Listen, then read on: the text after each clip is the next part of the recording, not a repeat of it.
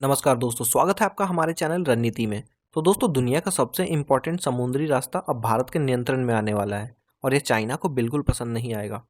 दोस्तों, मैं हूं आपका दोस्त रोहित और आज मैं आपको एक ऐसी खबर बताने जा रहा हूं जो भारत की नेवल पावर को एक नया आयाम देने वाली है। अगर आप इस तरह के जियोपॉलिटिकल न्यूज़ को पसंद करते हैं तो कृपया इस चैनल को सब्सक्राइब कर दें और घंटी का बटन भी दबा दें, क्योंकि आज की खबर वाकई में इतिहास बनाने वाली है। दोस्तों, आज हम बात करने जा रहे हैं कि ऐसे स्ट्रैटेजिक डेवलपमेंट की जो पूरे इंडो पैसिफिक रीजन का पावर बैलेंस बदल सकती है और खासकर चाइना के लिए एक बड़ी चुनौती साबित हो सकती है। तो वीडियो को शुरू से अंत तक जरूर देखिएगा। सिंगापुर के प्रधानमंत्री लॉरेंस वोंग की भारत यात्रा के दौरान एक ऐसा निर्णय लिया गया है जो पूरे साउथ ईस्ट एशिया की सुरक्षा व्यवस्था को बदल सकता है।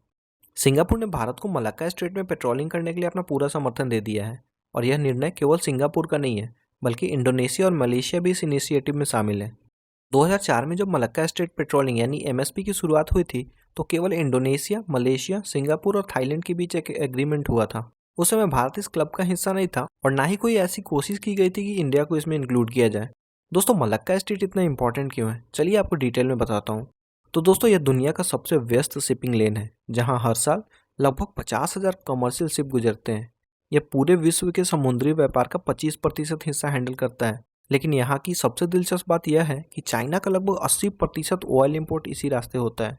ज्योग्राफिकल रूप से देखें तो यह स्ट्रेट केवल 2.8 किलोमीटर चौड़ी है अपने सबसे संकरे हिस्से में, जिसे फिलिप्स चैनल कहते हैं। यहाँ से हर दिन लगभग 200 शिप्स गुजरते हैं, यानी हर 6 मिनट में एक शिप का ट्रैफिक होता है।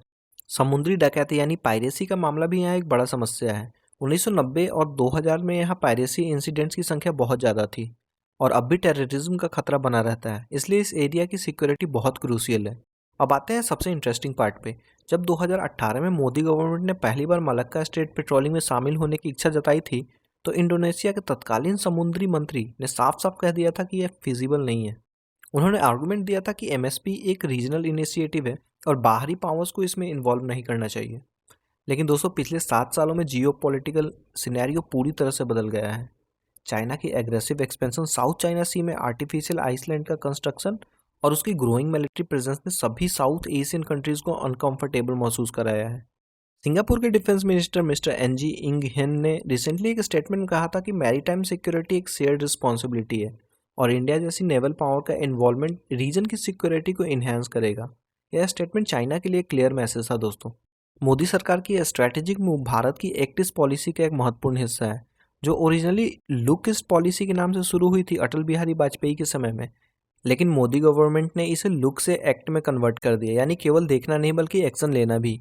इस कोलैबोरेटिव एफर्ट्स में इंडिया का role information sharing, joint exercise और मैरीटाइम सिक्योरिटी इन्हेंसमेंट का होगा। भारतीय नौसेना अपनी advance PA type Poseidon aircraft, अपनी इंडिजीनियस कॉर्वेट और फ्रिगेट्स के साथ इस रीजन की सिक्योरिटी को एक नए लेवल पर ले जाएगी। इंडियन नेवी का अंडमान एंड निकोबार कमांड, जो कि इंडिया का ओनली ट्राई सर्विस कमांड है, वो इस ऑपरेशन में की रोल प्ले करेगा। यहाँ से मलक्का स्ट्रेट की डिस्टेंस केवल 150 नॉटिकल माइल्स है, जो कि स्ट्रैटेजिक पोजीशनिंग के लिए परफेक्ट है। दोस्तों, यह डेवलपमेंट केवल सिक्योरिटी के नज़रिए से महत्वपूर्ण नहीं है, बल्कि इकोनॉमिक और स्ट्रैटेजिक दोनों तरीके से गेम चेंजर है।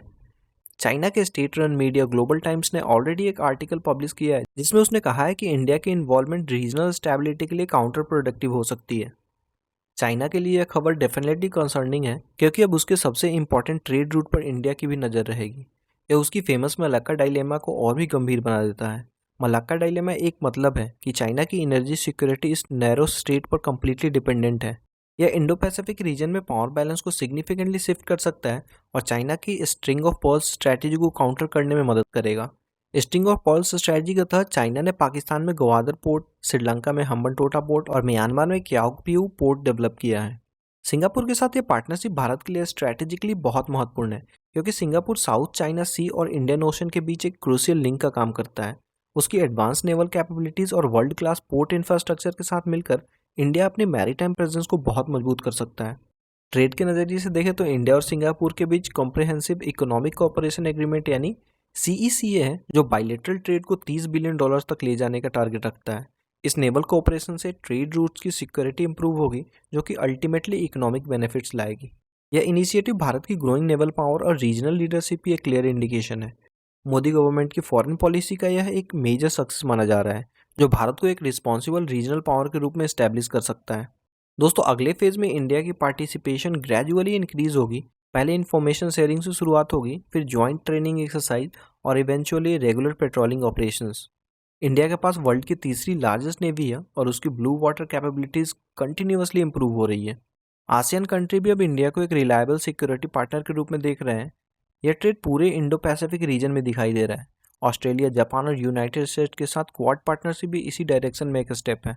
लेकिन दोस्तों, यहाँ पे सबसे सोचने वाली बात यह है कि क्या यह मूव चाइना के साथ इंडिया के सुधर रहे रिश्तों को खराब कर देगा, और क्या चाइना इसका कोई एग्रेसिव काउंटर रिस्पॉन्स देगा जो पूरे रीजन के लिए खतरनाक साबित हो सकता है। कुछ एक्सपर्ट्स का मानना है कि चाइना अपनी नेवल प्रेजेंस साउथ चाइना सी में और भी बढ़ा सकता है, या फिर पाकिस्तान के साथ अपनी नेवल कोऑपरेशन को और भी मजबूत कर सकता है, जो कि इंडियन ओशियन रीजन में एक नई आर्म्स रेस शुरू कर सकता है। अगर आपको ये वीडियो इन्फॉर्मेटिव लगी हो तो सब्सक्राइब बटन को दबाना ना भूलें और बेल आइकन भी प्रेस कर दें ताकि आपको हमारी लेटेस्ट वीडियो की नोटिफिकेशन मिल सके। मिलते हैं अगली वीडियो में, तब तक के लिए जय हिंद।